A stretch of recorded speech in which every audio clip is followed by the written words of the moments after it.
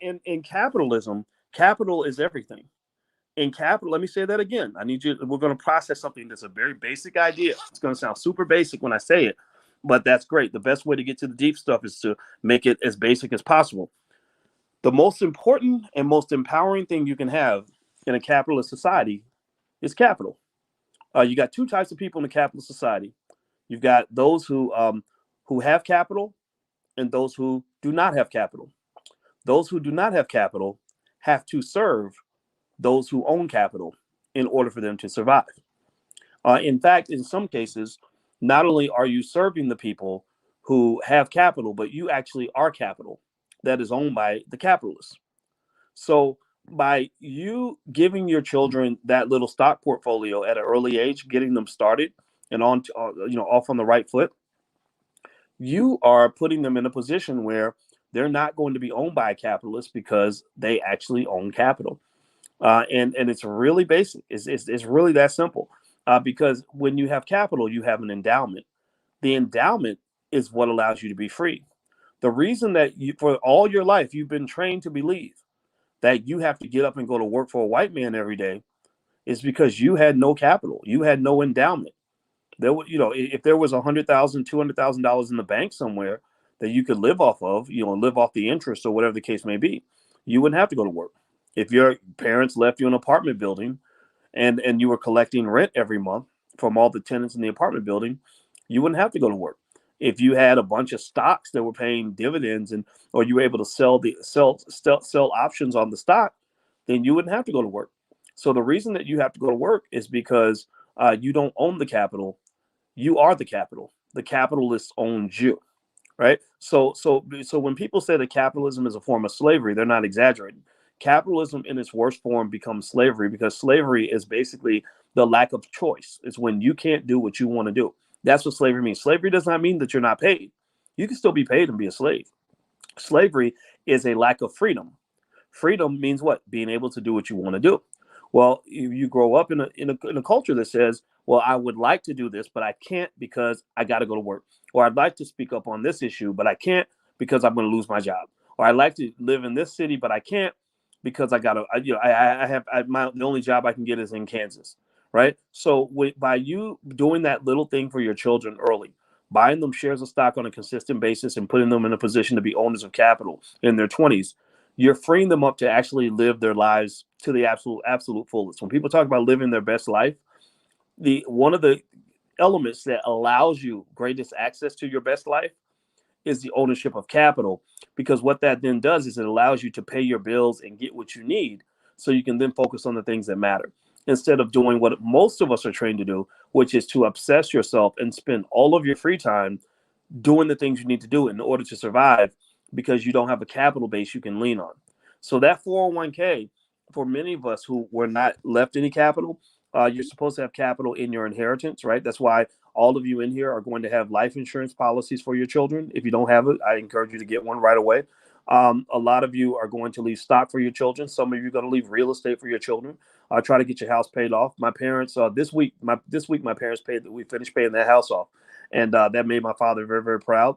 Some of you are going to have businesses that you leave your children. That's a whole nother conversation as well that we'll get to in the Black Wealth Bootcamp, because sometimes you have a great business and your kids don't want to take it over. So the question becomes, what is your succession plan? A lot of Black-owned businesses don't have a succession plan. And so the business dies with the business owner. And I don't want that to happen to you. So I'm going to give you some ideas on how to overcome that. So family and friends, equity versus debt. The reason I put that in here is because when you're talking about, raising money for your business, there are some situations where you will give equity, which is ownership. That's all equity is its ownership. There are some situations where you'll give some ownership and some situations where you don't want to share ownership at all. And the defining factor that comes into play as to whether or not you share ownership or don't share ownership, a lot of times will come down to what they call risk sharing. So let me give you an example where I want to share ownership in a business and an example where I don't want to share ownership.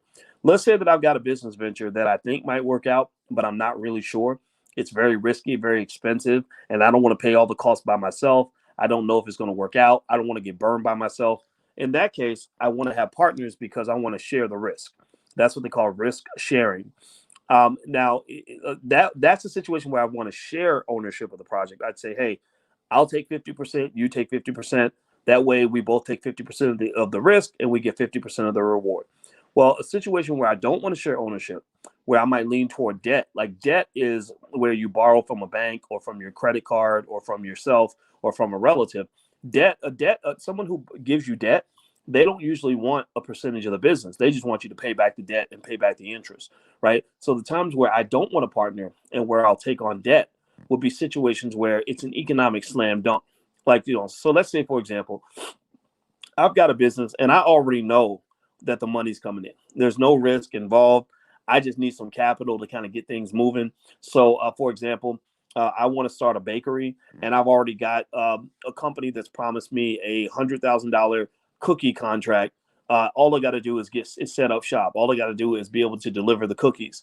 Well, I don't need to share the cookies with anybody. I can just go to a bank or wherever the case may be, or my credit card or wherever, and borrow the money, and then go buy the equipment myself. And I'm the complete owner. Maybe I allow for a debt holder, but I don't need a partner in that particular case because there's no risk to be shared, right? So equity versus debt, those are some examples of where you might decide one or the other.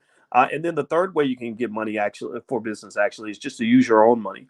A lot of people make the assumption that debt is always bad. That is not true. There are some situations where debt is good. A lot of times using your own money is not the optimal strategy because what you're doing then is you're threatening your own cash flow. And so, for example, most business owners that, like people, billionaire types, the Donald Trump types of the world, the Oprah Winfrey's of the world, when they do a new business venture, they don't use their own money. Like Oprah doesn't go into her bank account and pull out $20 million to start a new business. Oprah will still go to the bank and borrow $20 million, even though, that's, I don't know, maybe 2% of her net worth or 1%. I don't know what the number is. But, basically, the reason they do it that way is because when they take on debt, most of the risk is actually on the debt holder. So if you take on the business venture and you borrow from a bank or whomever, if the business fails and the business goes belly up and bankrupt, then the bank is going to lose their money, but you're not going to lose anything or you're beyond what you put into the business. You'll lose what you put into the business, but you won't lose anything else. That's what limited liability means. So that's why Oprah isn't going to use her own money. Oprah is going to share the risk with somebody else. She's going to let the bank take on a big chunk of the financing. So human capital is great. What is human capital? Human capital is is you. It's your skill. It's your relationships. It's the skill and relationships of the people around you. That's a great source of capital. So never think that because your business doesn't have money that you don't have wealth. Remember, human capital is a very valuable type of wealth. That's why white folks have been paying you so much your whole life, is because they need your human capital. That's how America got built. America was built on Black human capital. And by the way, I saw someone asking about the recording. Yeah, the recording should be in there. If you log in at blackwealthbootcamp.com, you should be able to find the recording of all the previous lectures that we've done so far, blackwealthbootcamp.com. Also, keep checking your email. I'll email you guys to remind you of our Thursday meetings at 8 o'clock. It's the same time every week. And also,